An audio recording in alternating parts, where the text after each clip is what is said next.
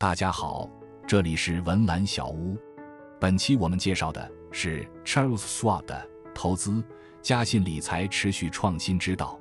Charles Schwab 是嘉信理财的创始人，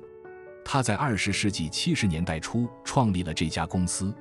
并将其从旧金山一家小型的折扣经纪商发展为年营收超过100亿美元的上市公司。投资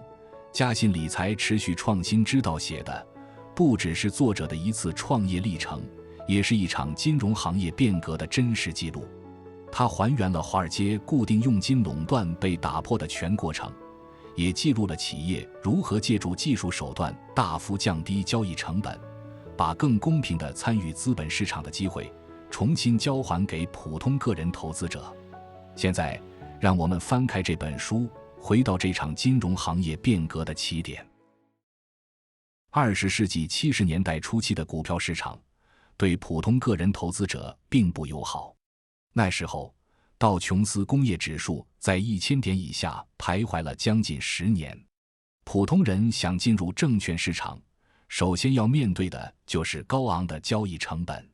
一笔常规交易的平均佣金和买卖价差通常会吃掉投资者10%的本金。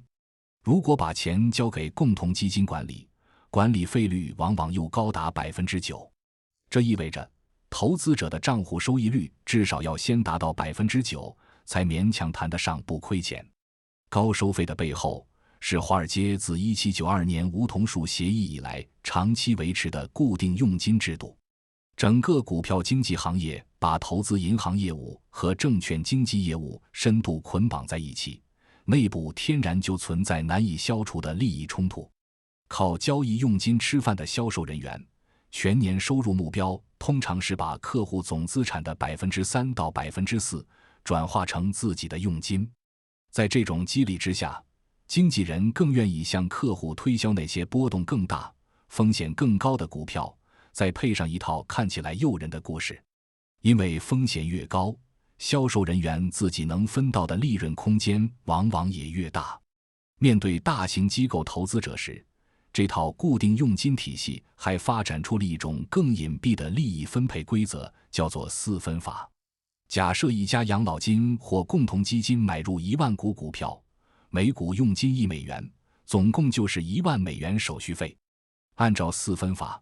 这1万美元会被切成4块，2500美元付给第三方研究机构，换来专属分析报告；2500美元以进修名义报销机构人员的旅行开支，另外2500美元用于夜总会消费、豪华晚餐之类的招待，最后剩下的2500美元才真正落进股票经纪商的口袋。在这种隐性分配规则下，单笔交易量只有100股甚至更少的个人投资者得不到任何费用减免。他们按固定标准全额支付高昂佣金，实际上是在变相补贴大型机构投资者的研究服务和娱乐开销。散户为进入市场付出了不低的代价，换来的却往往是带有明确利益倾向的买卖建议。整个金融系统的精力并没有放在提升交易执行效率上，而是消耗在推销话术和机构之间的利益输送上。僵化的固定收费体系先让大型机构投资者越来越不满，也把监管层一步步推向改革。1975年5月1日，美国证券交易委员会正式废除了延续近200年的固定佣金传统，全面推行议价佣金制 （Negotiated Commission）。从这一天起，股票交易手续费不再由监管机构划定最低红线，而是交给市场竞争和券商自己定价。政策正式落地前夕，整个华尔街都很紧张。那段时间里，超过100家传统股票经纪公司倒闭或被兼并。市场最关注的是当时零售经纪业务规模最大的美林证券 Merrill Lynch。这家公司由 Charles Merrill 创立，手里握着全美最庞大的证券经纪人团队。可就在议价佣金制生效的前一天，美林证券做出了一个关键决定，对低于5000美元的散户交易提高佣金，只对大型机构客户降低收费。也就是说，这家巨头选择继续守住高利润率，放弃在小额交易市场主动降价竞争。正是这个决定，在个人投资者市场上留下了一个巨大的空档。嘉信理财顺势确立了折扣经纪商 discount broker 的商业模式，剥离掉杂乱无章的投资建议、股票分析和研究报告，同时明确拒绝涉足投资银行业务。因为不做股票承销，公司内部就不会积压需要尽快脱手的证券库存，也就少了一层向散户推销不良资产的动机。只做一件事，提供基础的交易执行通道。通过剔除这些非必要环节，嘉信理财大幅压缩了运营开支，把单笔交易佣金降到了传统券商原有水平的 25%。 在内部管理上，它也取消了传统的佣金提成制度，改为向交易代表支付固定薪水，并辅以基于客户满意度的奖金。客服人员的职责只是高效准确地把客户的买单和卖单传递到交易大厅。如果有人打着投资建议的名义向客户兜售特定股票，会被直接解雇。这样一来，员工收入不再和客户交易频率挂钩，客户发起交易的动力也重新回到了投资者自己手里。这种取消推销员的折扣经济模式在初期并不容易被信任。传统券商靠豪华办公室、实木墙面和殷勤的私人经纪人维系客户关系，而早期的嘉信理财只能在办公楼高层租几间简陋办公室，办公桌甚至只是架在锯木架上的胶合板。竞争对手很容易利用这种反差，把它描述成一家看起来不太正规、随时可能出问题的小公司。要在没有销售人员的情况下建立信任，公司很早就确定了一条营销原则：不讲故事。在早期报纸广告里，直接写明没有推销员打电话，同时公开比较新旧两种模式在利益冲突和交易成本上的差别。为了让这家新机构显得更具体、更可信，公司还把创始人 Charles Schwab 本人的肖像印上了《华尔街日报》的广告版面。这些做法都在传递明确的信息：这不是一家躲在幕后收钱的陌生机构，而是一门背后有具体负责人、愿意为他担保的生意。除了报纸广告，实体网点的设立也成了跨越信任门槛的关键一步。第一家分支机构开在加州萨克拉门托，起因也很直接。投资人 William Schwab 在注资前提出一个要求，他必须在自己居住的地方亲眼看到一家真实运营的办事处。网点一开张，周边地区的新增账户数量就增长了15倍。实体店的存在本身就是一种证明，它让人相信这家公司是真的，钱放进来是有地方可找的。当时的个人投资者获取实时金融信息并不容易，他们往往先去市中心的商业图书馆免费查阅价值线之类的研究资料，把看中的标的复印下来，再带着这些复印件走进分支机构大厅，用网点里的行情终端查看报价，然后自己下单。这个过程中，嘉信理财提供的是一个清晰、透明、不打扰决策的交易环境。第三方验证也加快了市场信任的形成。公关专家 Paul Luongo 安排 Charles Schwab 与知名财经专栏作家 Dan Dorfman 见面。在餐厅里， Dan Dorfman 当场分别拨打美林证券和嘉信理财的电话，对同一笔交易进行询价比较。之后，他在全美数百家报纸上同步发表文章，直接写出了两者在经济佣金上的差价。靠着透明的费率、可见的实体网点以及不替客户做决定的交易环境，嘉信理财的账户数从16000个稳步攀升，终于在零售经济市场站稳了脚跟。在20世纪70年代末，随着分支机构陆续开设，嘉信理财的日均交易量从300笔迅速升到了800笔。可那时的订单处理仍然高度依赖人工流转。10多名经纪人围坐在一张 T 型长桌旁接电话，客户说要买就填蓝色单据，说要卖就填红色单据。写完之后，纸单被扔进长桌中央的传送带，送到顶端的交易员手里。交易员先人工核对股票类型，再把纸单从墙上的一个开口递给隔壁的电传打字机操作员，由操作员把一长串代码发送到纽约证券交易所，再由场内跑单云跑到具体交易席位完成撮合。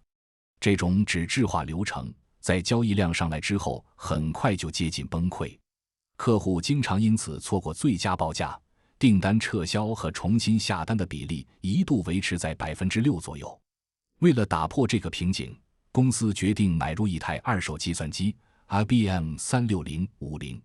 这台机器以前甚至被拿来预测选举结果，体积庞大，控制台上全是波动开关，数据存储箱大得像冰箱。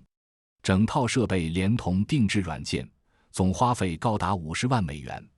而那时公司的全部权益资产都还不到这个数字。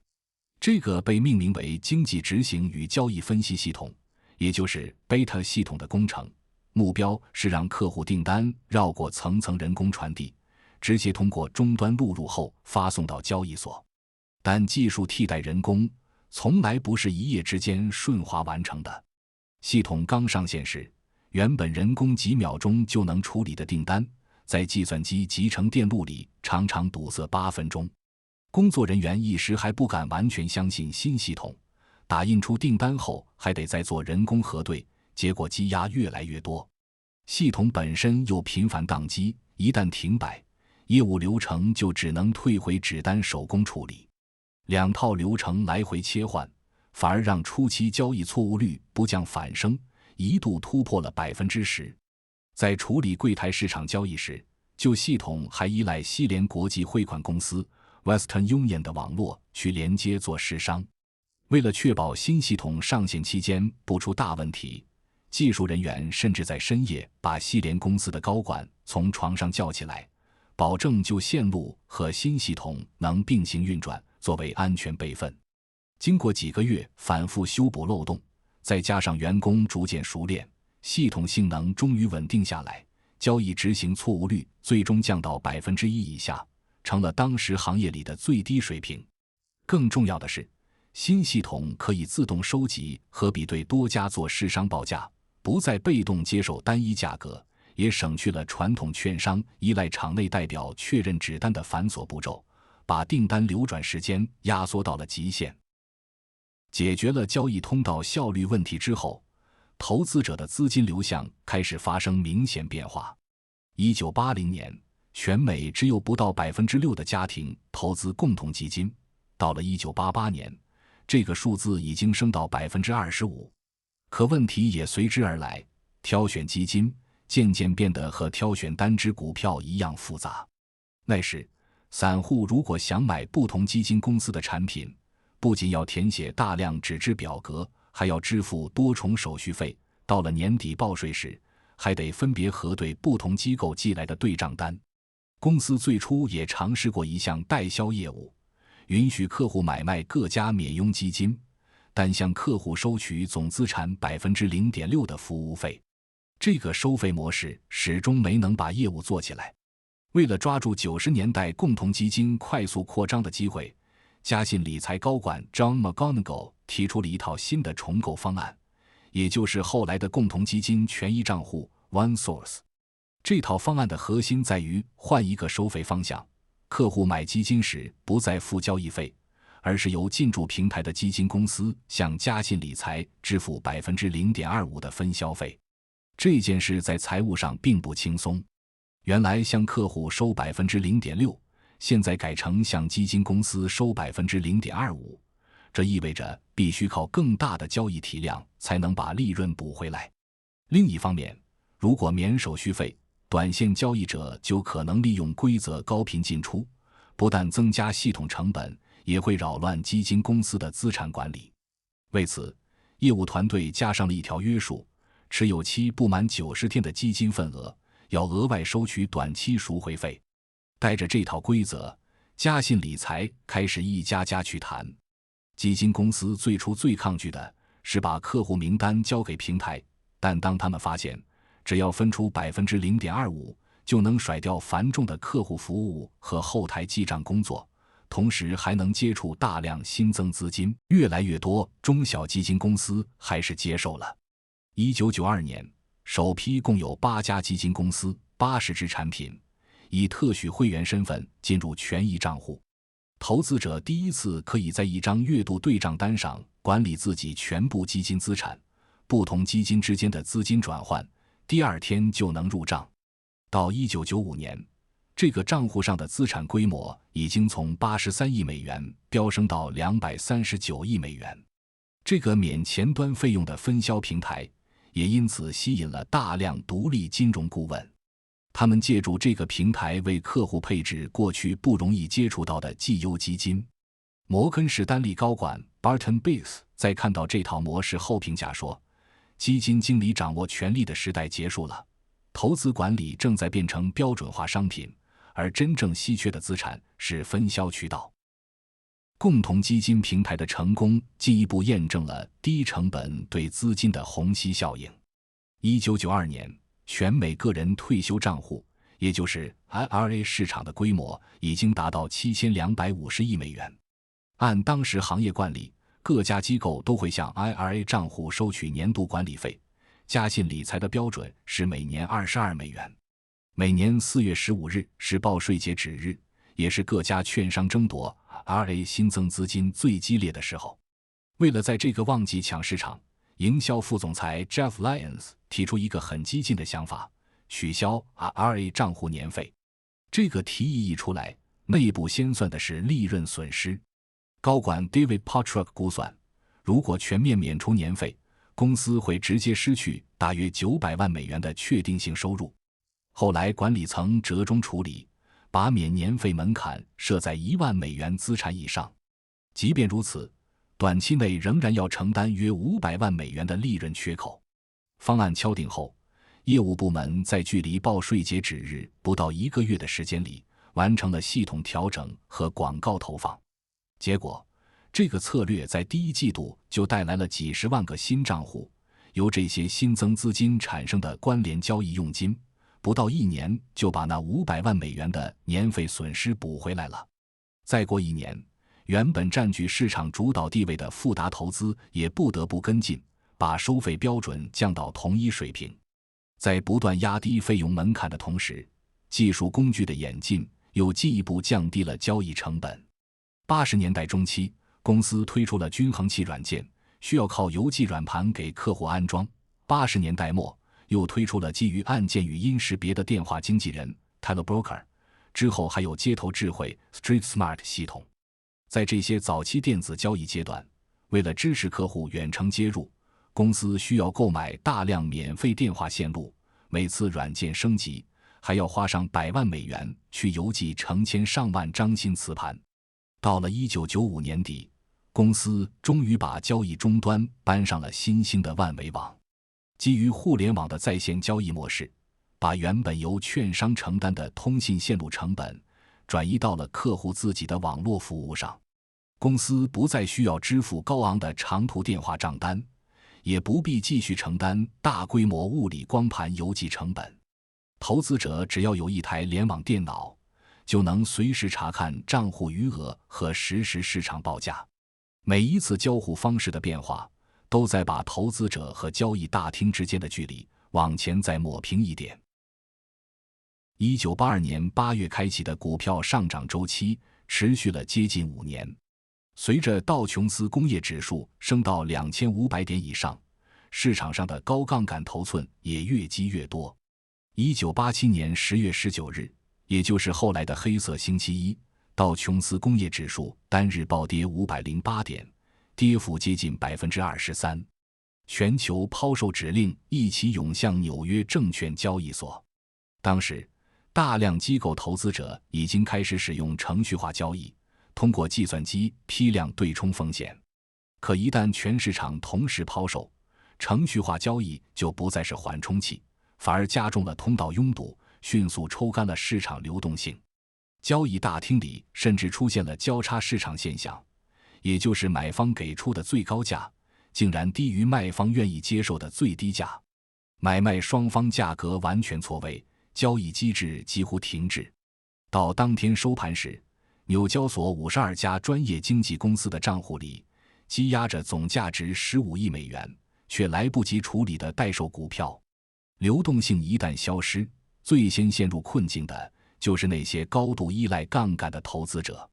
嘉信理财当时有一位来自中国香港的大客户王德辉，他持有大量蓝筹股，并以这些股票做抵押进行期权交易。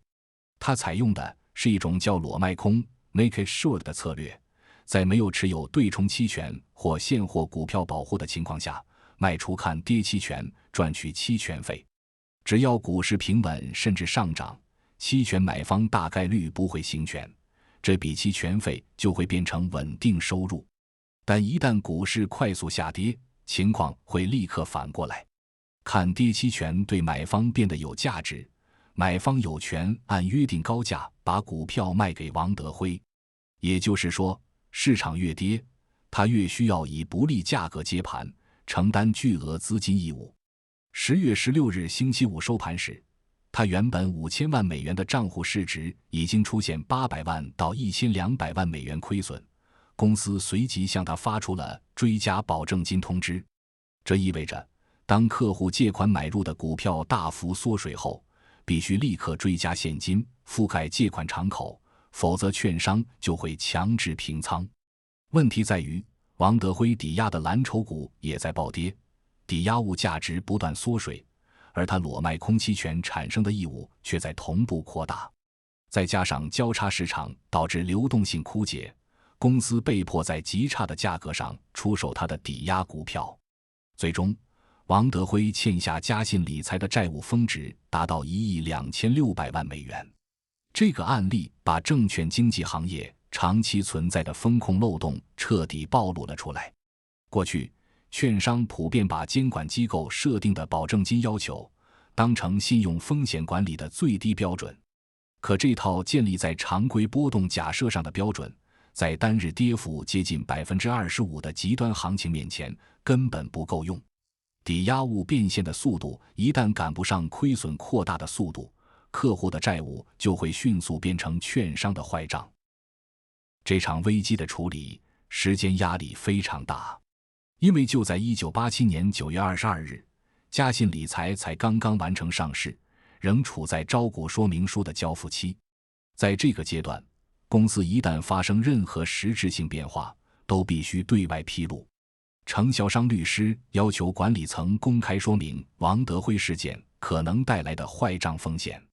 管理层则争取到了10天宽限期，一边派团队赶往香港与王德辉谈判，一边向法院申请禁令，冻结了他在海外的2个银行账户。谈判异常艰难，最后期限前一天，王德辉愿意出4000万美元了结这件事，而公司坚持要8000万美元。双方最终回到谈判桌，达成了一份分期还款协议。最后，公司收回了6700万美元。再加上其他账户的损失，嘉信理财在这次10月暴跌中确认了4200万美元税前亏损。更关键的是，公司没有掩盖问题，管理层带着真实财务数据，在圣弗朗西斯酒店召开新闻发布会，直接面对媒体说明风险规模和实际损失。他们承认现有风控体系存在缺陷，行业普遍采用的标准在极端行情下并不安全，同时也公开了后续处理方案。正是这种不回避、不粉饰的态度，稳住了客户和市场对这家新上市公司的信任。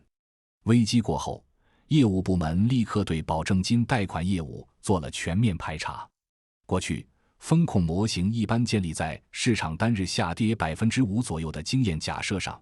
1987年的暴跌让管理层彻底意识到，如果只拿通常情况来估计风险，公司迟早会碰到生存问题。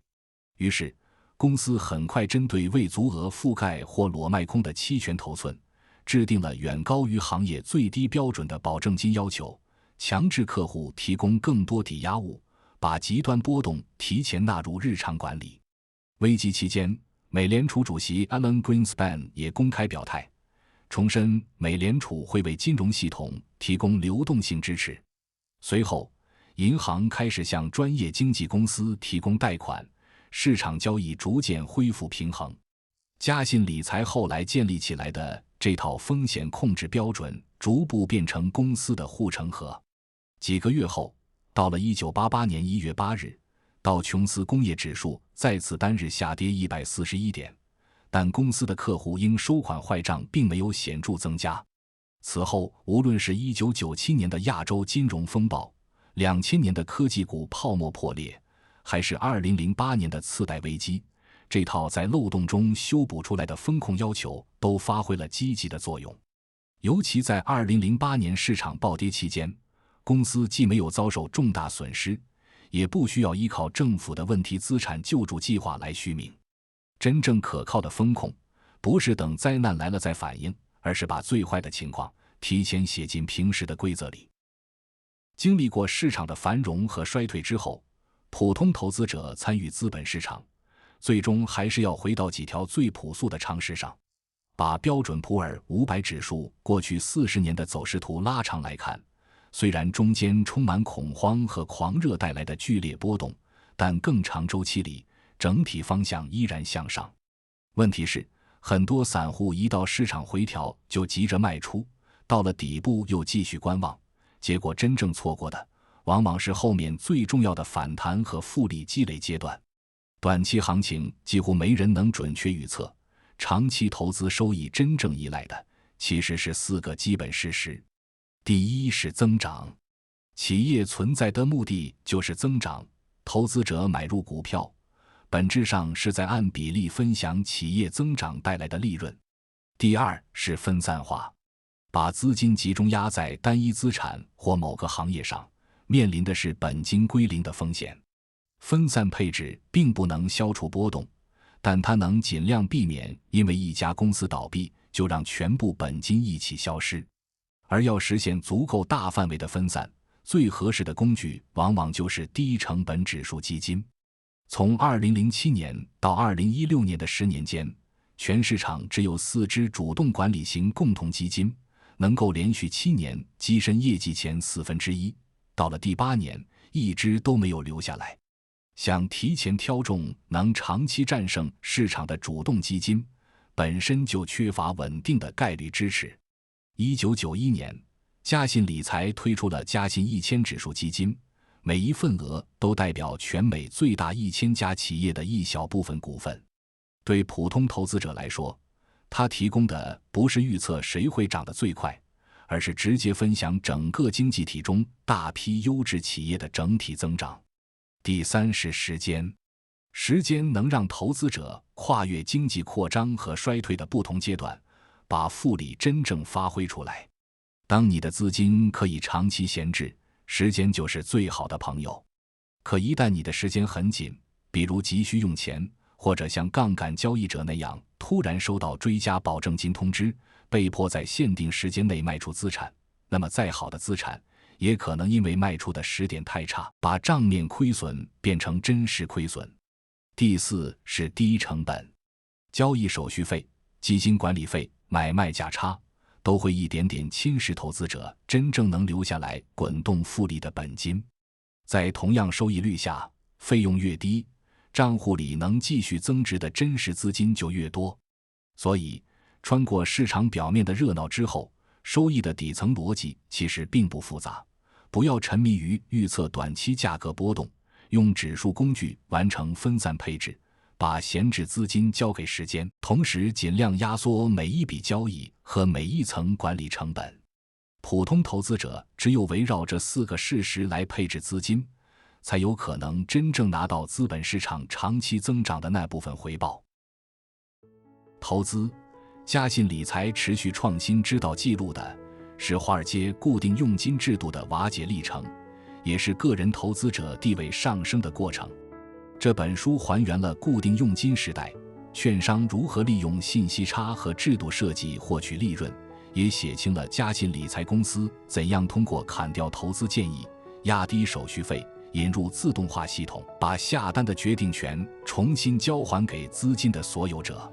当支付给中介的销售佣金、管理费和各种附加成本不可逆地侵蚀了长期回报时，最理性的选择就是尽量剔除那些并不直接创造收益的中间环节，放弃预测短期价格波动的执念，用尽可能低的通道成本买入代表整个市场的一揽子资产，再把省下来的每一分手续费继续留在账户里滚动复利。